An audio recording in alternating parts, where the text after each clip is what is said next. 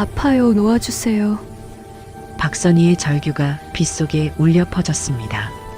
임신 6개월의 몸으로 남편에게 폭행을 당한 선희는 차가운 골목바닥에 쓰러져 있었어요.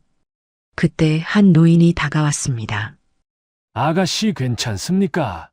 허름한 차림의 김만성 노인이 우산을 씌워주며 선희를 구해냈어요. 하지만 다음날 시댁 식구들이 나타났을 때 놀라운 일이 벌어졌습니다.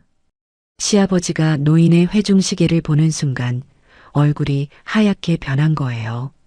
저 시계는 떨리는 목소리로 물었습니다. 이건 제 아버지 유품입니다. 노인의 대답에 시아버지는 더욱 당황했어요. 과연 이 노인의 정체는 무엇일까요? 그리고 20년 전 숨겨진 비밀이 밝혀지면서 시댁이 뒤집어지는데 영상 시청 전 구독과 좋아요 눌러주세요. 영상을 제작하는데 큰 힘이 됩니다. 박선희는 임신 6개월의 몸으로 인천 미추홀구의 좁은 주택가 골목을 걸으며 한숨을 내쉬었습니다. 배가 불러올수록 시댁의 요구는 더욱 까다로워졌죠. 시어머니 엄정이는 아침부터 전화를 걸어와 선희를 재촉했습니다. 청소는 제대로 했는지, 반찬은 충분히 준비했는지, 남편 도연이 좋아하는 음식은 챙겼는지 끝없이 물어댔어요. 선희는 매번 내내하며 고개를 끄덕였지만 속으로는 지쳐갔습니다. 이사 온 지 2달째인 이 동네는 선희에게 낯설기만 했어요. 옆집 사람들과 인사를 나누려 해도 모두들 바쁘다며 지나쳤습니다. 임신으로 몸이 무거워진 선희는 점점 고립되어 갔죠.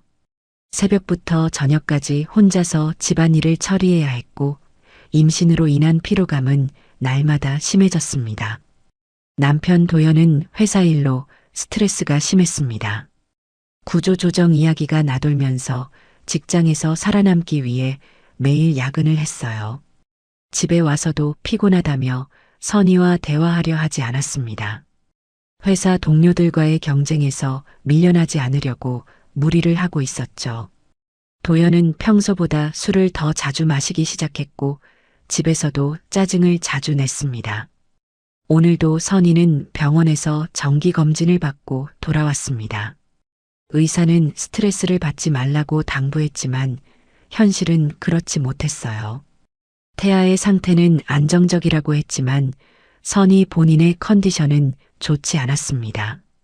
혈압이 조금 높다며 의사가 걱정스러운 표정을 지었죠.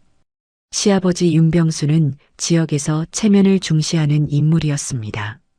가문의 명예를 지키는 것이 무엇보다 중요하다며 선희에게도 그에 맞는 행동을 요구했죠. 집안 행사에 참석할 때마다 선희는 완벽해야 했습니다. 옷차림부터 말투까지 모든 것이 감시받는 기분이었어요. 특히 임신 중이라는 핑계는 통하지 않았습니다. 오히려 임신했으니 더욱 조심스럽게 행동해야 한다며 더 많은 것을 요구했죠. 선희가 집에 도착했을 때 도연은 이미 술에 취해 있었습니다. 회사 동료들과 술을 마시고 온 모양이었죠. 도연의 얼굴은 붉게 달아올라 있었고 비틀거리며 선희를 바라봤습니다. 평소보다 훨씬 많이 마신 것 같았어요. 무슨 일이야? 선희가 조심스럽게 물었지만 도연은 대답하지 않았어요. 대신 거실 소파에 털썩 앉더니 머리를 감쌌습니다. 손이 떨리고 있었고 숨소리도 거칠었습니다. 회사에서 또 잘렸어. 도연의 목소리는 떨리고 있었습니다. 나보다 못한 놈들이 살아남는데 나는 왜 이 모양이야? 오늘 부장이 나를 불러서 말하더라고. 실적이 좋지 않다면서 다른 부서로 이동하라는 거야. 선희는 남편의 어깨에 손을 올리려 했지만 도연은 그 손을 거칠게 뿌리쳤어요. 만지지 마. 넌 아무것도 모르잖아. 도연의 목소리가 점점 커졌습니다. 선희는 놀라서 한 걸음 물러섰죠. 부모님이 뭐라고 하실지 걱정이야. 도연은 주먹으로 소파를 치며 분노를 표출했습니다. 아버지 기대에 부응하지 못한 아들이라고 또 그런 소리를 들을 거야. 이미 몇 번 실망시켰는데 이번엔 어떻게 변명해야 할지 모르겠어. 선희는 남편을 달래려 했지만 상황은 더욱 악화되었어요. 도연은 술 기운에 평소 억눌러왔던 감정을 쏟아냈습니다. 지금까지 참아왔던 모든 스트레스가 한꺼번에 터져 나오는 것 같았죠. 너도 마찬가지야. 도연이 갑자기 선희를 향해 소리쳤습니다. 임신했다고 집에서 놀고 먹기만 하잖아. 집안일도 제대로 못하면서 뭐라는 거야? 시어머니가 매일 불평하는 거 모르냐고. 선희는 어이가 없었지만 참으려 했어요. 남편이 힘들어하는 상황이라는 것을 이해했으니까요. 하지만 도연의 말은 더욱 심해졌습니다. 엄마가 매일 전화해서 뭐라고 하는지 알아? 도연이 소리쳤습니다. 며느리 교육을 제대로 못 시켰다고 그래. 너 때문에 우리 집안 체면이 다 깎이고 있다고. 아버지도 실망하신다면서 다른 집안 며느리들과 비교하더라고. 선희의 가슴이 답답해졌어요. 시어머니가 뒤에서 그런 말을 하고 있었다니. 그동안 얼마나 힘들게 집안일을 해왔는데 이런 평가를 받고 있었다는 사실이 충격적이었습니다. 당신이 지금 무슨 말을 하는 거예요? 선희가 목소리를 높이자 도연의 표정이 순식간에 변했습니다. 뭐라고? 내가 나한테 대드는 거야? 도연은 벌떡 일어나 선희 앞으로 다가왔어요. 선희는 본능적으로 배를 감싸며 뒤로 물러섰습니다. 나는 지금 미칠 것 같아. 도연이 주먹을 꽉 쥐며 말했습니다. 회사에서는 쫓겨나고 부모님께는 실망만 안겨드리고 그런데 너마저 나를 무시해? 친구들은 다 승진하고 연봉도 올랐는데 나만 이 모양이야. 선희는 두려움에 떨기 시작했어요. 도연의 눈빛이 평소와 달랐습니다. 술에 취해서 이성을 잃고 있는 것 같았죠. 임신 중이니까 몸조리를 하라고 의사가 그랬다고요. 나도 최선을 다해서 집안일을 하고 있어요. 선희의 변명도 소용없었습니다. 도연은 이미 이성을 잃은 상태였어요. 최선을 다한다고? 도연이 비웃으며 말했습니다. 그런데 왜 엄마는 불만이야? 왜 아버지는 실망하신다고 하는 거야? 다른 집안 며느리들은 임신 중에도 시부모님께 잘한다던데 넌 뭐야? 상황은 걷잡을 수 없이 격해졌어요. 도연은 술에 취한 상태에서 평소 쌓였던 분노를 선희에게 쏟아내기 시작했습니다. 선희를 향해 손을 들어 올린 그 순간 선희는 문 쪽으로 피하려 했죠. 하지만 도연은 선희의 팔을 잡아 끌었습니다. 아파요, 놓아주세요. 선희의 간청도 소용없었어요. 도연은 결국 선희를 거세게 밀어냈습니다. 선희는 현관문 밖으로 넘어지며 계단에 부딪혔어요. 임신한 몸으로 균형을 잃은 선희는 그대로 바닥에 쓰러졌습니다. 도연은 문을 쾅 닫아버렸죠. 밖에서는 비가 내리기 시작했습니다. 골목은 어두웠고 사람들은 모두 집 안으로 들어간 뒤였어요. 선희는 젖은 원피스를 입은 채 차가운 아스팔트 바닥에 누워 있었습니다. 배를 움켜쥔 손에서는 떨림이 멈추지 않았죠. 아이가 괜찮을까 하는 걱정이 머릿속을 가득 채웠습니다. 주변을 지나가는 사람들은 모두 우산을 쓰고 바삐 발걸음을 재촉할 뿐 쓰러진 선희에게는 관심을 보이지 않았어요. 비는 점점 더 세게 내렸고 선희의 옷은 완전히 젖어갔습니다. 의식이 흐려지기 시작할 때 선희는 멀리서 천천히 다가오는 발걸음 소리를 들었어요. 허름한 차림의 노인이 천천히 선희에게 다가왔습니다. 김만석이라는 이름의 이 노인은 동네에서 폐지를 줍는 할아버지로 알려져 있었어요. 낡은 작업복을 입고 손수레를 끌고 다니는 모습을 종종 볼 수 있었죠. 82세의 나이에도 불구하고 꾸준히 일을 하며 살아가고 있었습니다.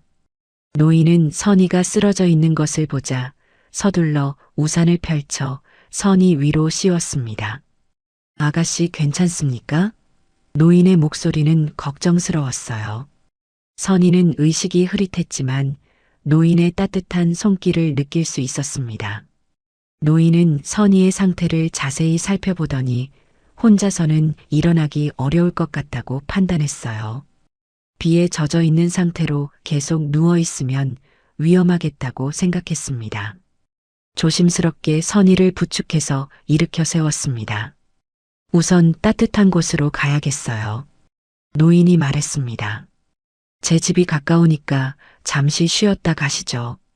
선희는 고개를 끄덕였어요. 다른 선택이 없었으니까요.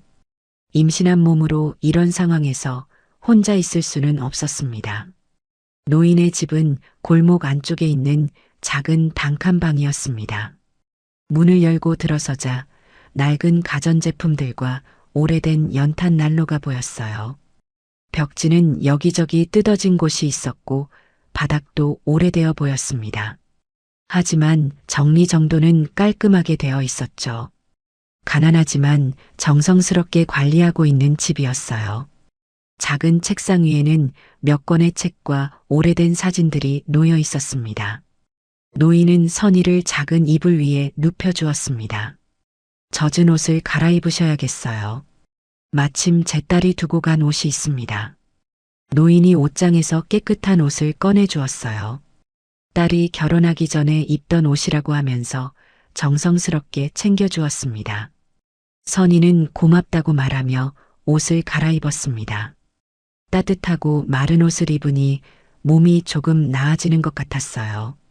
노인은 부엌에서 생강차를 끓이기 시작했습니다. 따뜻한 차 한 잔 드시면 몸이 좀 나아질 겁니다. 생강과 꿀을 넣어서 정성스럽게 끓였어요. 선희는 노인의 친절함에 감동했습니다. 낯선 사람인데도 이렇게 도움을 주다니. 혹시 병원에 가셔야 하는 거 아닙니까? 노인이 걱정스럽게 물었어요. 임신 중이신 것 같은데 넘어지셨으니까. 혹시 응급 상황일 수도 있으니까 지금이라도 병원에 가는 게 좋을 것 같은데요. 선희는 아직 몸이 떨리고 있어서 제대로 답변하기 어려웠습니다. 일단 밤을 보내고 새벽에 상황을 다시 보자고 생각했어요. 집에 돌아갈 엄두가 나지 않았거든요. 노인은 선희가 편안히 쉴 수 있도록 난로에 연탄을 넣어 주었습니다. 방안이 따뜻해지기 시작했죠. 추운 날씨에 젖은 몸으로 있었던 선희에게는 정말 필요한 온기였어요. 이 와중에도 노인은 자신의 오래된 회중시계를 꺼내서 시간을 확인했습니다. 은색으로 된 시계였는데 꽤 오래된 것 같았어요. 시계 뚜껑에는 어떤 문양이 새겨져 있었습니다. 정교하게 만들어진 문양이 인상적이었죠. 노인은 시계를 소중히 다루는 모습을 보였습니다.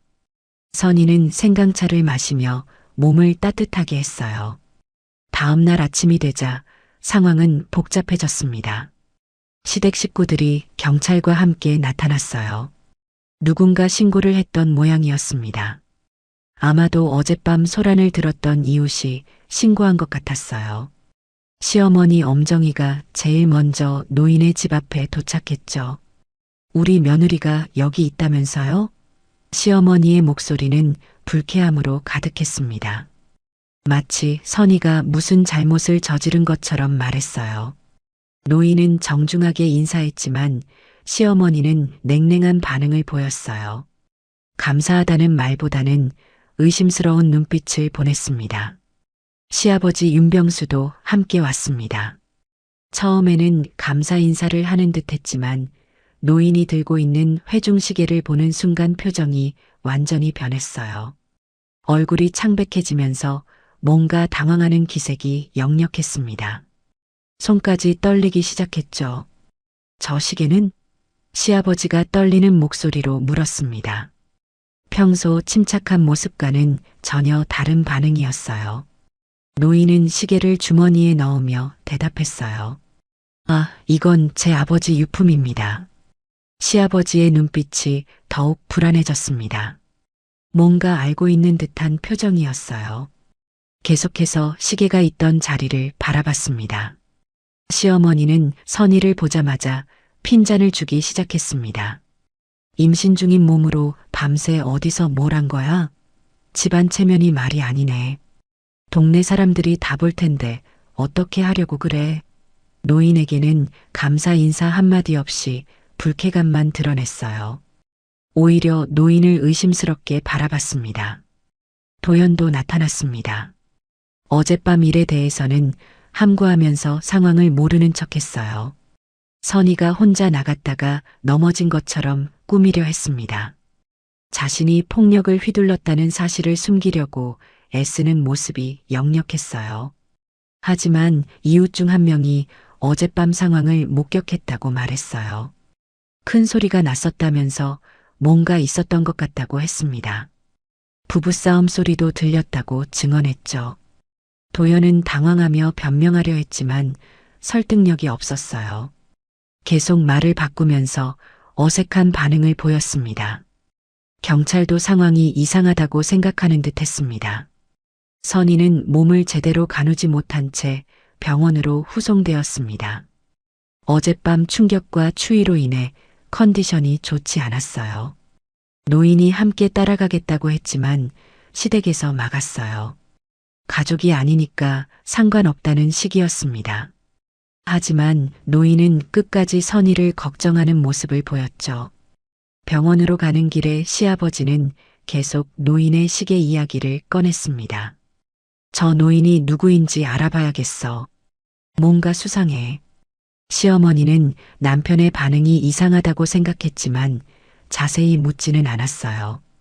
대신 선희가 집안에 누를 끼쳤다고 계속 불평했습니다. 노인은 혼자 집에 남아서 어젯밤 일을 되짚어 보았습니다. 시아버지가 자신의 시계를 보고 보인 반응이 예사롭지 않았어요. 분명히 뭔가 알고 있는 것 같았습니다. 노인은 서랍에서 오래된 서류들을 꺼내 보았어요. 시계를 다시 꺼내서 찬찬히 살펴봤습니다. 이 시계는 자신의 아버지가 물려준 것이었어요. 가문의 장손에게만 전해지는 상징이었죠. 그런데 시아버지가 이 시계를 알아본다는 것은 범상치 않은 일이었습니다. 병원에 도착한 선희는 응급실에서 정밀 검사를 받았습니다. 의사는 태아의 상태를 확인하기 위해 초음파 검사를 실시했어요. 다행히 아기는 무사했지만 선희의 몸 상태는 심각했습니다. 극심한 스트레스로 인해 혈압이 높아져 있었고 몸 곳곳에 타박상이 있었어요. 의사는 심각한 표정으로 말했습니다. 임신 중에 이런 충격을 받으면 위험할 수 있어요. 며칠간 입원해서 안정을 취하셔야겠습니다. 선희는 안도의 한숨을 쉬었지만 동시에 두려움도 느꼈어요. 앞으로 어떻게 될지 알 수 없었으니까요. 시댁 식구들은 병실에서 형식적인 위로만 했습니다. 시어머니는 선희의 상태보다는 집안 체면을 더 걱정하는 듯 했어요. 동네 사람들한테 뭐라고 할지 모르겠네. 이런 일이 알려지면 우리 집안 명예가 어떻게 될까? 시어머니의 말에 선희는 씁쓸함을 느꼈습니다. 자신과 아이의 안위보다 체면을 더 중시하는 모습이 너무나 명확했어요. 시아버지도 마찬가지였습니다. 병원비는 우리가 낼 테니까 조용히 처리하자. 괜히 소문이 나면 안 좋으니까. 도연은 병실 한편에서 말없이 서 있었어요. 자신이 저지른 일에 대한 죄책감보다는 들킬까봐 걱정하는 모습이었습니다. 핸드폰을 만지작거리며 어젯밤 일과 관련된 흔적을 지우려고 애쓰고 있었죠. 선희는 이런 모습들을 보며 절망감을 느꼈습니다. 이 사람들은 정말로 자신을 가족으로 생각하지 않는구나. 그저 집안의 도구일 뿐이구나.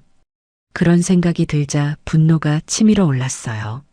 하지만 임신한 몸으로 어떻게 할 수도 없는 상황이었습니다.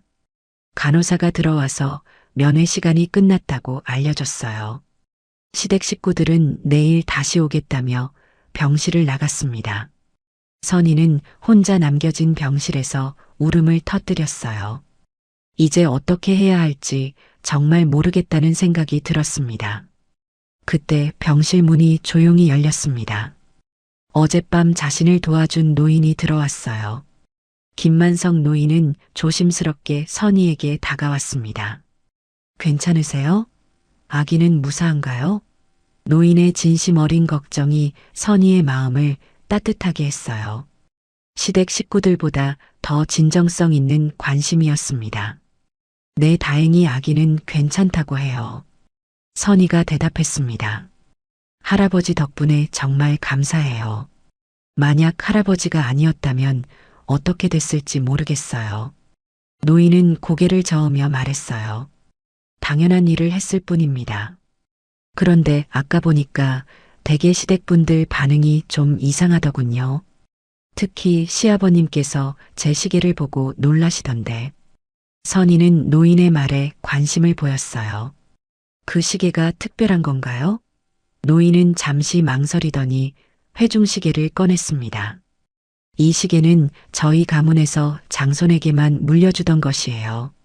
아버지께서 돌아가시기 전에 저에게 주셨죠. 그런데 20년도 넘은 일이지만 저는 이 시계 때문에 집에서 쫓겨났습니다. 선희는 놀란 표정을 지었어요. 시계 때문에 쫓겨났다고요? 노인은 천천히 설명하기 시작했습니다. 저는 만석 어페럴이라는 회사 창업주의 장남이었어요. 당연히 후계자가 될 예정이었죠. 하지만 동생들이 권력욕과 재산 상속을 위해 음모를 꾸몄습니다. 저를 몰아내기 위해 각종 증거를 조작했어요. 회계장부를 위조하고 제가 횡령했다는 거짓 증거까지 만들었죠. 선희는 믿기 어렵다는 표정을 지었어요. 그렇다면 할아버지는 사실 재벌가 아드님이셨다는 말씀이신가요? 노인은 쓸쓸하게 웃었습니다. 그랬었죠. 하지만 지금은 폐지를 주어서 생활하는 노인일 뿐입니다.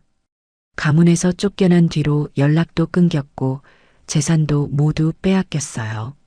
심지어 사망 처리까지 하려고 했었죠. 선희는 충격을 받았어요. 그런 일이 정말 있었다니. 그런데 시아버님이 그 시계를 알아보셨다는 건 혹시? 노인은 고개를 끄덕였습니다. 저도 그래서 의심스러워요.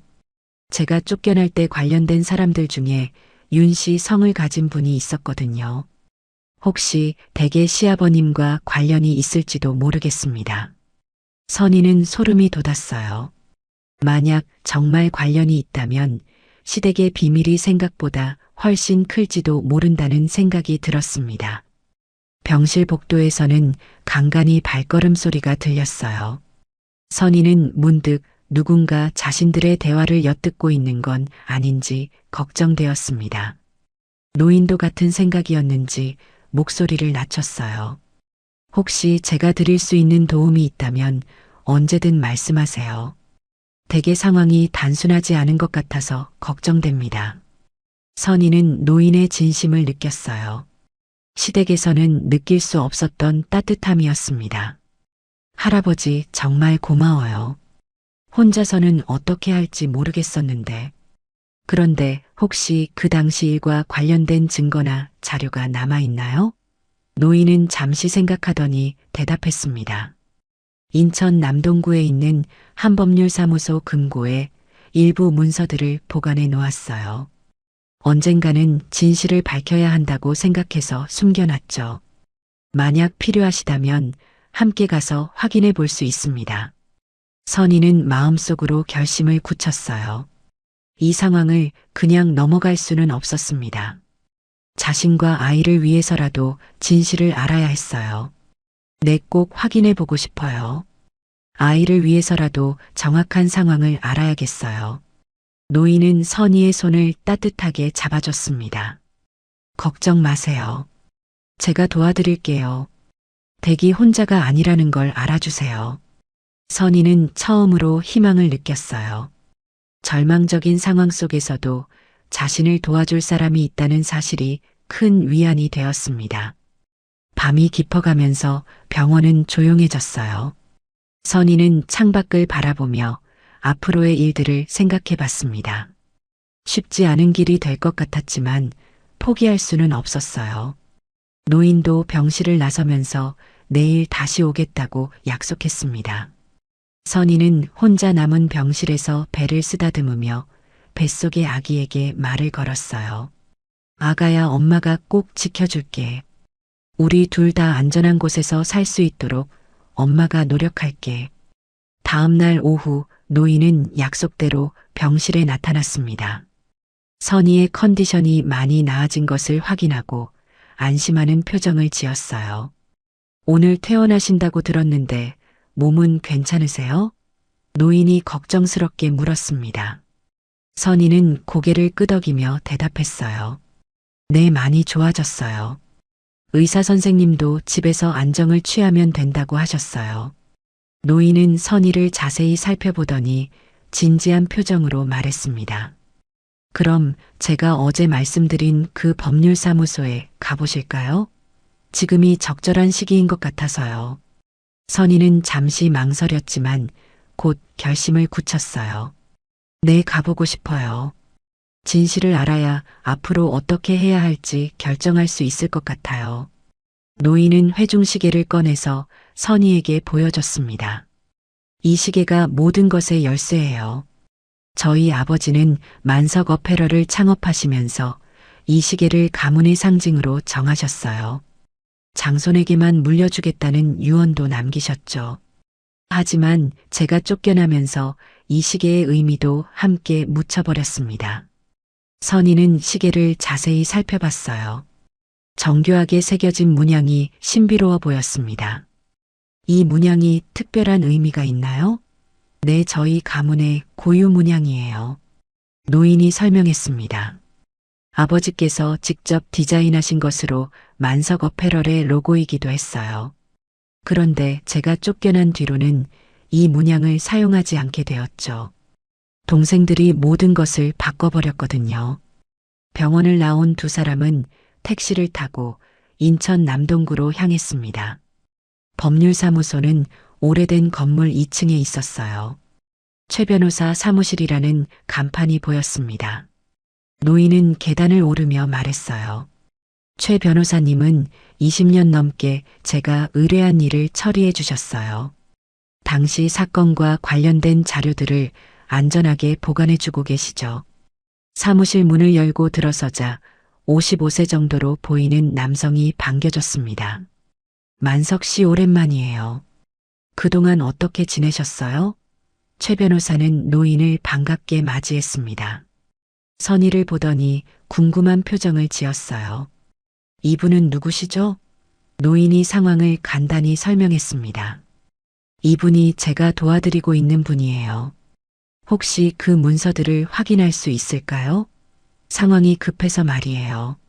최 변호사는 심각한 표정이 되었습니다. 정말 꺼내실 건가요? 한번 공개되면 되돌릴 수 없다는 거 아시죠? 노인은 단호하게 고개를 끄덕였어요. 이제 때가 된 것 같아요. 더 이상 숨길 수는 없습니다. 최 변호사는 사무실 안쪽으로 들어가서 금고를 열었습니다. 두꺼운 서류 뭉치를 꺼내왔어요. 이 문서들이 그때 일과 관련된 모든 증거예요.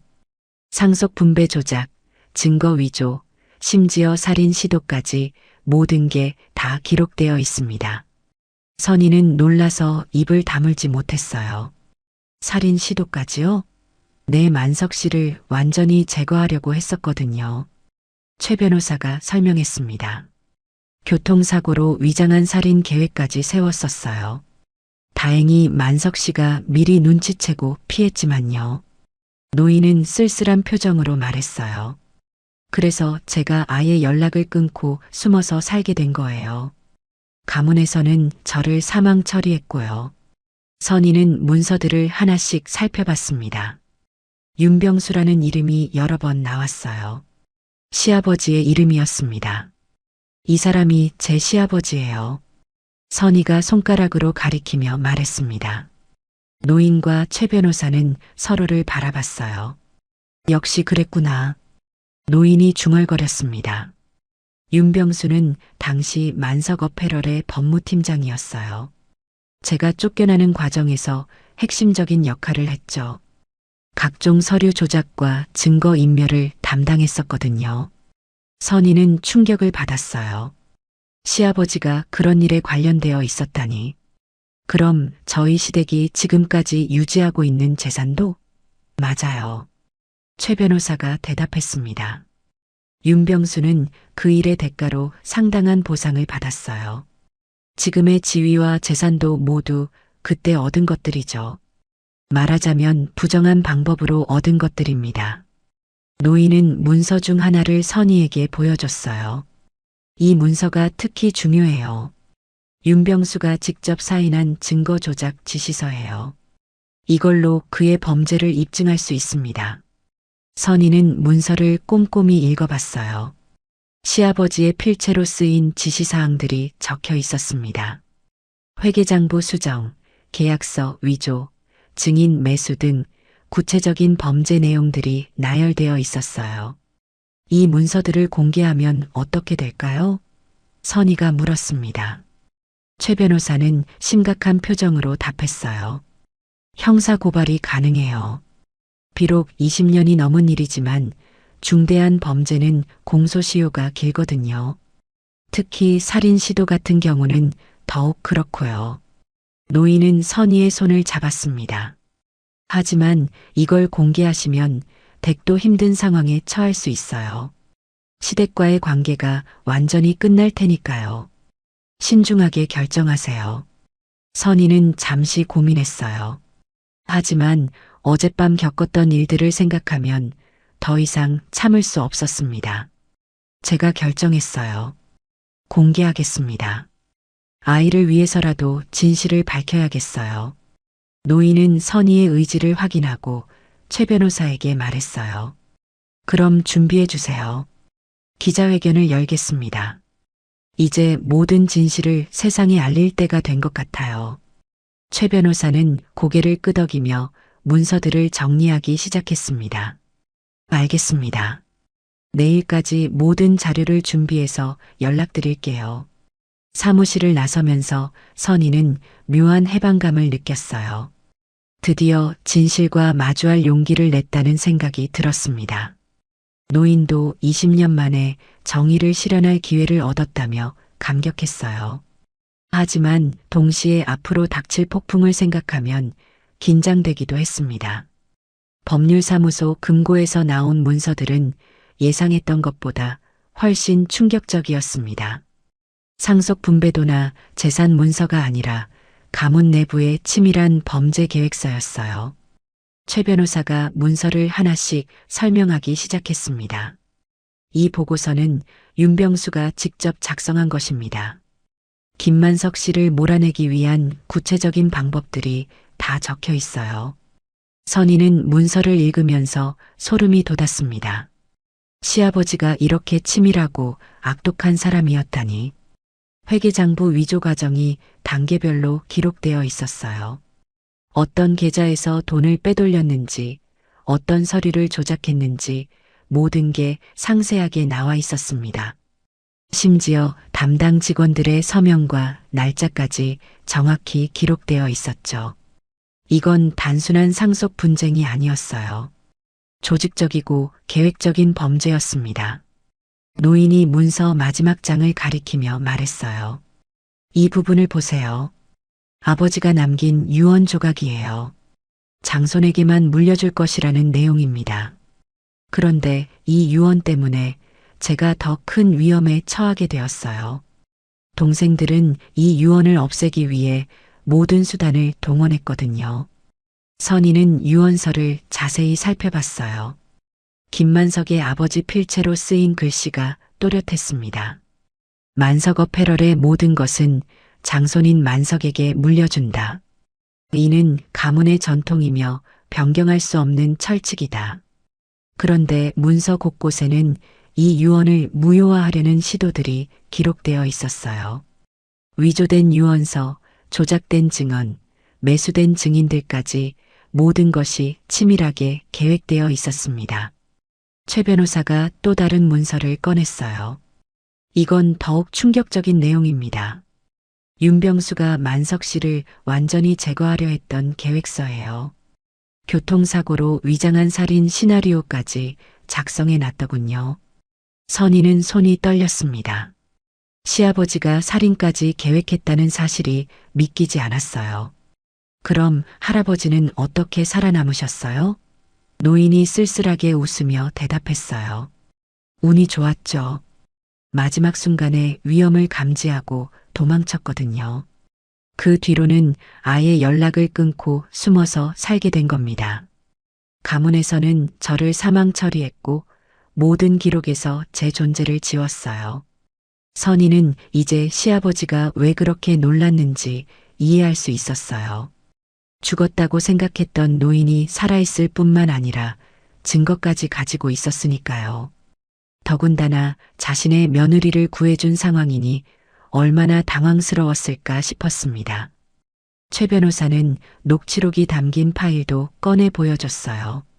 이건 당시 윤병수와 공범들이 나눈 대화 내용이에요. 범행 계획부터 실행 방법까지 모든 게 녹음되어 있습니다. 이 정도면 법정에서 완벽한 증거가 될 거예요. 노인은 20년 동안 숨겨왔던 진실이 드디어 빛을 보게 되었다는 생각에 감격했어요. 하지만 동시에 선희가 겪을 고통도 걱정되었습니다.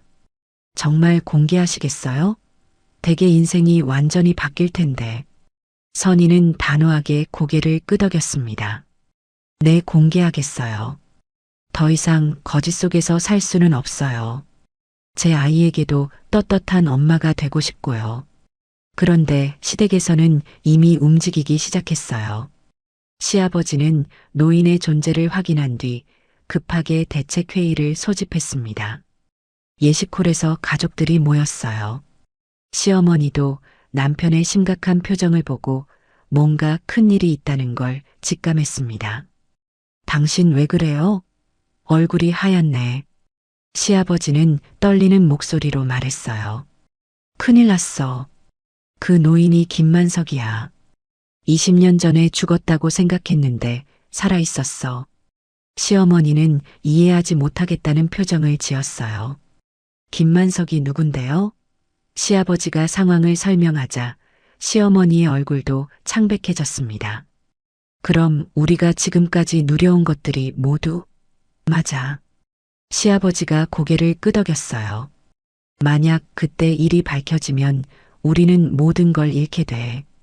재산은 물론이고 사회적 지위까지 다 날아갈 거야. 도연도 상황의 심각성을 깨달았어요. 그럼 어떻게 해야 해요? 시아버지는 사설 심부름센터에 연락을 했습니다. 노인의 뒤를 캐서 어떤 증거를 가지고 있는지 알아보라고 지시했어요. 필요하다면 회유든 협박이든 모든 방법을 동원하라고 했습니다. 하지만 이미 늦었어요. 선희와 노인은 모든 준비를 마치고 기자회견을 준비하고 있었거든요. 최 변호사도 언론사에 연락을 취해서 충격적인 진실 폭로가 있을 예정이라고 알렸습니다.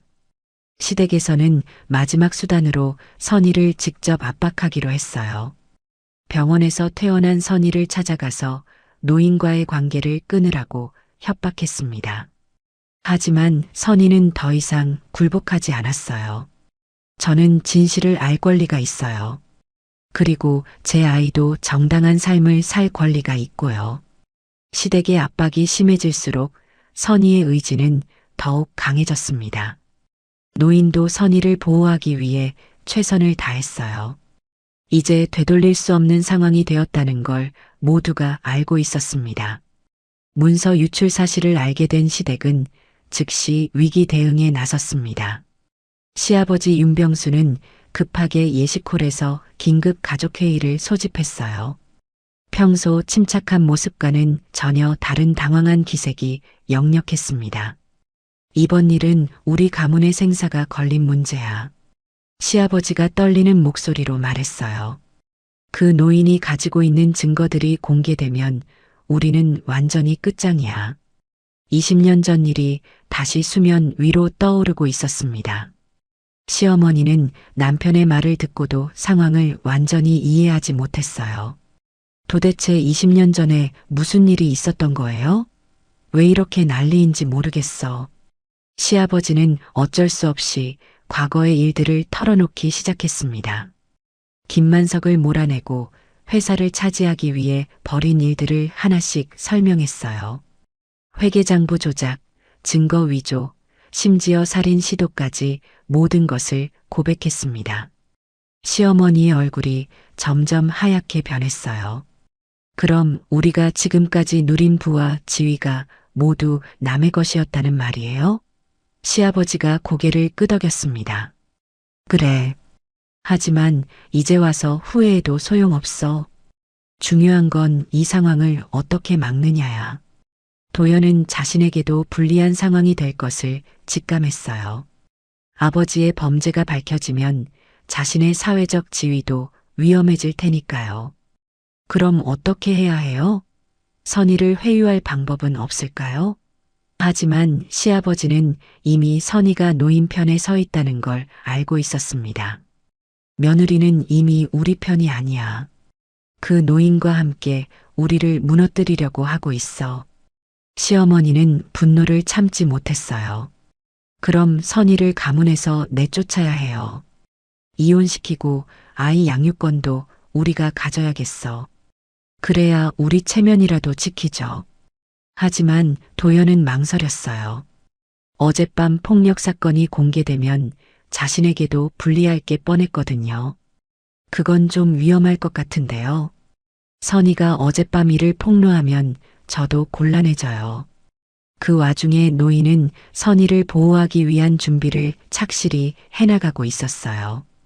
과거 자신을 도왔던 변호사 최변에게 연락해서 모든 상황을 설명했습니다. 최 변호사는 20년 동안 보관해왔던 추가 증거들까지 제출하겠다고 약속했어요. 녹취록과 통화 기록, 그리고 당시 목격자들의 진술서까지 모든 것을 공개할 준비가 되어 있었습니다. 시아버지는 과거의 비밀이 완전히 공개되면 지역사회에서 쌓아온 명예와 자산을 모두 잃게 될 것을 알고 있었어요. 그래서 마지막 수단으로 노인을 직접 회유하려고 시도했습니다. 사람을 보내서 노인을 찾아가게 했어요. 큰 돈을 주겠으니 조용히 넘어가라고 제안했습니다. 하지만 노인은 단호하게 거절했어요. 20년 동안 숨어서 살아온 게 충분해요. 이제는 진실을 밝혀야 할 때입니다. 돈으로 해결될 문제가 아니에요. 시댁의 회유가 실패하자 이번에는 협박으로 방향을 바꿨어요. 노인이 거주하는 동네에 사람들을 보내서 압박을 가하기 시작했습니다. 하지만 노인은 이미 각오를 단단히 하고 있었어요. 예시콜에서 열린 시댁의 가족회의 내용이 일부 유출되기도 했습니다. 시댁 내부의 누군가가 상황의 심각성을 깨닫고 외부에 알린 것 같았어요. 이 소식이 퍼지면서 시댁은 더 이상 사건을 은폐할 수 없는 상황에 놓였습니다. 언론에서도 관심을 보이기 시작했어요. 과거 만석 어패럴 사건에 대한 재조명이 필요하다는 목소리가 나오기 시작했습니다. 시아버지는 점점 궁지에 몰리는 걸 느꼈어요. 시어머니는 남편을 원망하기 시작했습니다. 당신이 그때 왜 그런 일을 벌였어요? 우리 가문이 이렇게 될 줄 알았으면 아예 손대지 말았어야죠. 도연도 부모를 탓했어요. 저는 아무것도 모르고 살아왔는데 왜 이런 일에 연루되어야 해요? 제 인생은 어떻게 되는 거예요? 가족 간의 갈등이 심화되면서 시댁은 내부적으로도 분열되기 시작했어요. 각자 자신을 보호하기 위한 방법만 찾으려 했습니다. 한편 선희는 노인과 함께 기자회견 준비를 마무리하고 있었어요. 출산을 앞둔 몸이지만 진실을 밝히겠다는 의지는 확고했습니다. 제가 겪은 일들도 함께 공개하겠어요. 가정폭력과 시댁의 압박, 모든 것을 다 말할 거예요. 노인은 선의의 용기에 감동했어요. 하지만 동시에 걱정도 되었습니다. 정말 괜찮으실까요? 한번 공개되면 되돌릴 수 없어요. 모든 게 바뀔 텐데. 선희는 단호하게 답했어요. 괜찮아요. 더 이상 거짓 속에서 살고 싶지 않아요. 제 아이에게 떳떳한 엄마가 되고 싶거든요. 기자회견 날짜가 확정되자 시댁의 마지막 저항도 시작되었습니다. 온갖 수단을 동원해서 기자회견을 막으려 했어요. 하지만 이미 너무 늦었습니다. 언론의 관심이 집중되고 있었고 사회적으로도 큰 이슈가 될 조짐을 보이고 있었거든요. 시아버지는 마지막으로 선희를 직접 만나려 했습니다. 하지만 선희는 만남을 거부했어요. 더 이상 할 말이 없다고 단호하게 선을 그었습니다. 드디어 진실이 세상에 드러날 날이 다가오고 있었어요. 드디어 기자회견 당일이 되었습니다. 인천의 한 호텔 컨퍼런스룸에 수십 명의 기자들이 몰려들었어요. 20년 전 만석 어패럴 사건의 진실이 공개된다는 소식에 언론의 관심이 집중되었습니다. 노인 김만석은 평소 입던 작업복 대신 깔끔한 정장을 입고 나타났어요. 손에는 1978년식 은색 회중시계를 들고 있었습니다. 선희도 함께 자리했는데 임신한 몸임에도 불구하고 의연한 모습이었어요.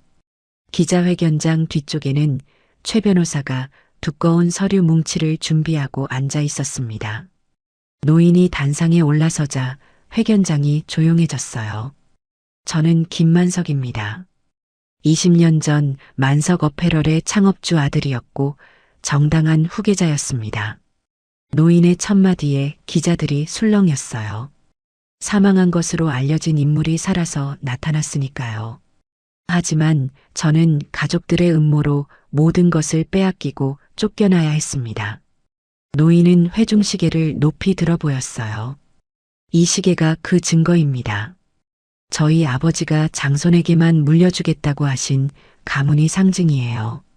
카메라들이 시계에 집중되었습니다. 정교하게 새겨진 문양이 선명하게 드러났어요. 저를 쫓아낸 사람들 중 핵심 인물이 바로 윤병수입니다.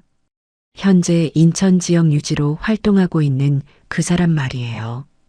기자들이 윤병수라는 이름을 받아 적기 시작했어요. 노인은 차분하게 과거 사건을 설명해 나갔습니다. 윤병수는 당시 만석 어패럴의 법무팀장이었어요. 제 동생들과 결탁해서 저를 몰아내는 계획을 세웠죠. 회계장부를 위조하고 제가 횡령했다는 거짓 증거를 만들었습니다. 이때 최 변호사가 일어나서 서류들을 공개하기 시작했어요. 윤병수가 직접 작성한 증거 조작 지시서, 위조된 회계장부, 매수된 증인들의 명단까지 모든 것이 공개되었습니다. 기자들은 서류 내용에 충격을 받았어요. 단순한 상속 분쟁이 아니라 조직적인 범죄였다는 사실이 드러났으니까요. 노인은 계속해서 충격적인 사실들을 공개했습니다. 심지어 저를 죽이려는 시도까지 있었어요. 교통사고로 위장한 살인 계획서도 있었죠. 다행히 미리 눈치채고 피할 수 있었지만요. 녹취록도 공개되었습니다. 윤병수와 공범들이 범행을 계획하는 대화가 생생하게 들렸어요. 기자회견장은 완전히 뒤집어졌습니다. 20년 전 사건의 진실이 이렇게 충격적일 줄은 아무도 예상하지 못했어요. 선희도 마이크 앞에 섰습니다. 저는 윤병수의 며느리 박선희입니다. 어젯밤 남편에게 폭행을 당해 길거리에 쓰러져 있을 때 김만석 할아버지가 구해주셨어요. 선희의 증언이 시작되자 기자들은 더욱 집중했어요. 시댁에서는 저를 도구처럼 대했습니다. 임신 중임에도 불구하고 끝없는 요구와 압박을 가했어요. 그리고 진실을 알고 나니 더 이상 참을 수 없었습니다. 선희는 시댁에서 겪었던 일들을 차례로 공개했어요. 시어머니의 구박, 가정폭력, 그리고 진실 은폐 시도까지 모든 것을 털어놓았습니다. 기자들은 연달아 질문을 쏟아냈어요. 윤병수 씨의 현재 재산은 어떻게 형성된 건가요? 노인이 대답했습니다. 모두 부정한 방법으로 얻은 것들이에요. 제가 받았어야 할 상속 재산과 그 대가로 받은 보상금으로 지금의 지위를 만든 거죠. 법적 조치를 취하실 건가요? 최 변호사가 답했어요. 이미 검찰에 고발장을 제출했습니다. 중대한 범죄에 대해서는 공소시효가 길기 때문에 처벌이 가능할 것으로 봅니다. 기자회견 소식이 실시간으로 퍼지면서 시댁은 완전한 혼란에 빠졌어요. 시아버지는 텔레비전을 보면서 절망했습니다. 끝났다. 이제 모든 게 끝났어. 시어머니는 남편을 원망하며 소리쳤어요. 당신 때문에 우리 가문이 이 꼴이 났어요. 어떻게 이런 일을 저질렀어요? 도연은 회사에서 급하게 연락을 받았어요. 아버지의 과거가 공개되면서 그의 직장 생활도 위험해졌습니다. 상사들은 도연을 불러서 상황을 설명하라고 요구했어요. 언론에서는 윤병수 일가의 몰락을 대대적으로 보도했습니다.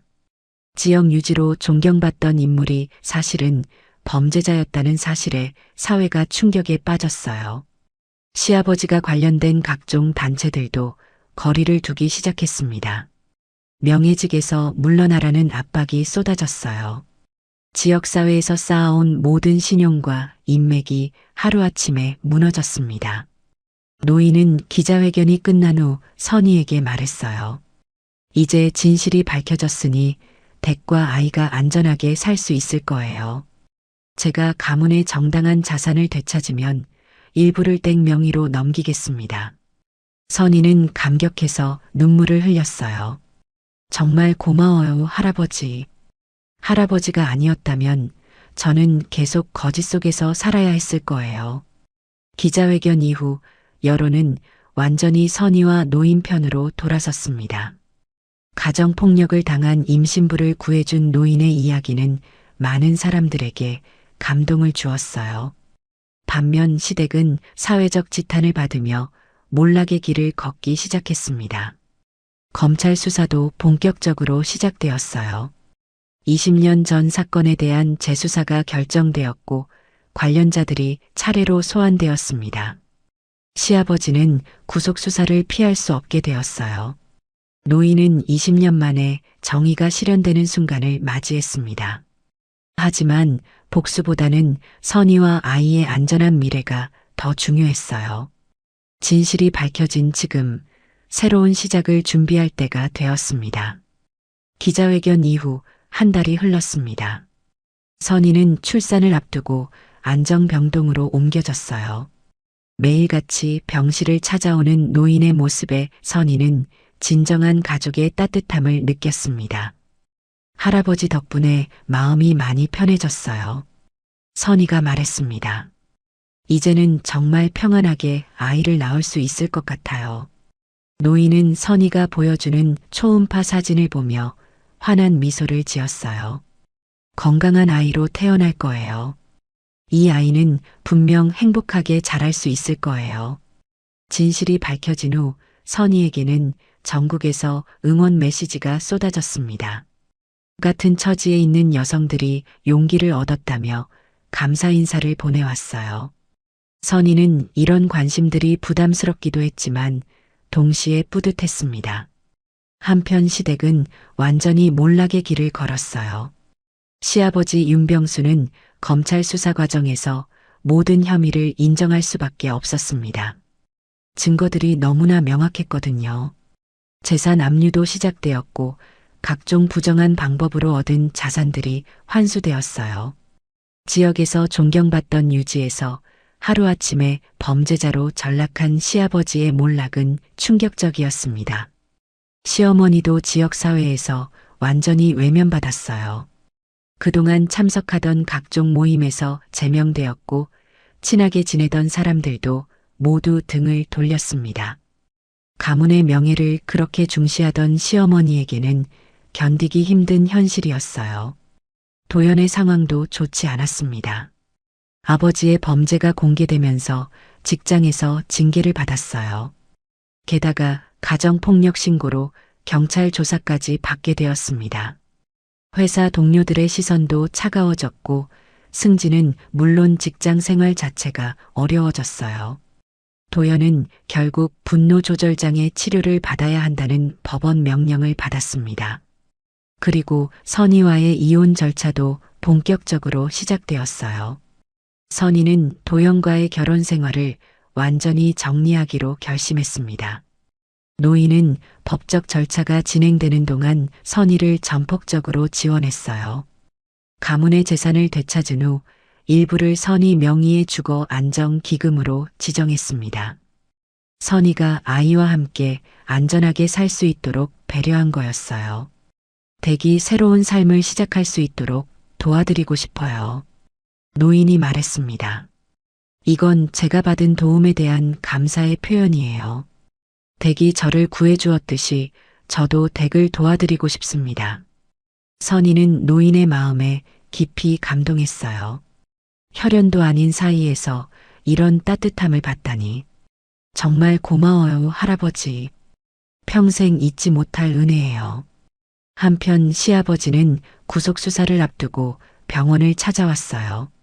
마지막으로 노인에게 사과하고 싶다고 했습니다.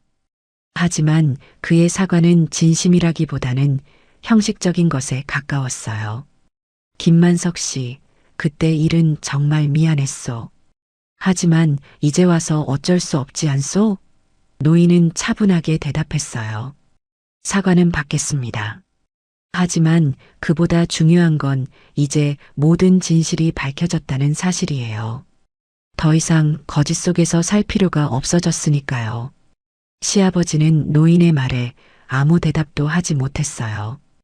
20년 동안 양심의 가책을 느끼면서도 진실을 숨겨왔던 자신이 부끄러웠습니다. 그는 조용히 병원을 떠났고 그것이 노인과의 마지막 만남이 되었어요. 드디어 선희의 출산일이 다가왔습니다.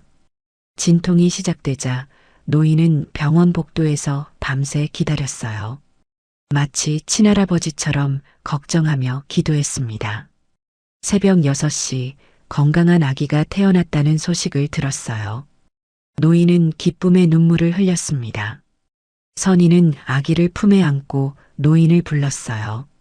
할아버지 와보세요. 정말 예쁘게 태어났어요.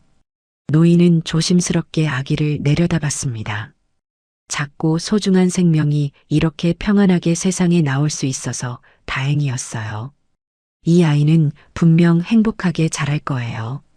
거짓과 폭력이 없는 환경에서 말이에요. 노인은 회중시계를 꺼내서 선희에게 건네줬어요. 이 시계를 이 아이에게 물려주세요. 이제 이 시계는 권력의 상징이 아니라 새로운 시작의 의미가 되었으니까요. 선희는 시계를 소중히 받아들였어요. 이 시계가 담고 있는 의미를 잘 알고 있었거든요. 진실과 용기의 상징으로 아이에게 물려주겠어요. 모든 갈등이 해결된 후 선희는 새로운 삶을 시작할 준비를 했습니다. 노인이 마련해준 안정적인 거처에서 아이와 함께 평화로운 일상을 꾸려나갈 계획이었어요. 과거의 아픈 기억들은 서서히 치유되어 갔고 미래에 대한 희망이 생겼습니다. 노인도 20년 만에 찾은 평안을 만끽했어요. 복수보다는 진실이 밝혀진 것만으로도 충분히 만족스러웠습니다. 그리고 선희와 아기를 도울 수 있어서 더욱 보람을 느꼈어요. 어느 따뜻한 봄날, 노인은 병실 창밖에서 선희가 아기를 안고 있는 모습을 바라봤습니다. 평화로운 모자의 모습이 햇살처럼 따뜻했어요. 자신의 역할은 여기까지라는 생각이 들었습니다. 노인은 조용히 뒷모습을 남기고 병원을 떠났어요. 선희는 아기를 품에 안고 창밖을 바라봤습니다. 새로운 삶을 향해 걸어갈 준비가 되었다는 확신이 들었어요. 진실을 밝히는 과정은 힘들었지만 그 덕분에 정말 소중한 것들을 얻을 수 있었습니다. 아기는 엄마의 품에서 평안하게 잠들어 있었어요. 이제 이 아이는 거짓과 폭력이 없는 환경에서 건강하게 자랄 수 있을 것입니다. 오늘 이야기가 좋으셨다면 구독과 댓글, 알람 설정 잊지 마시고 소중한 댓글 하나가 정말 큰 힘이 됩니다. 시청해 주셔서 진심으로 감사드립니다.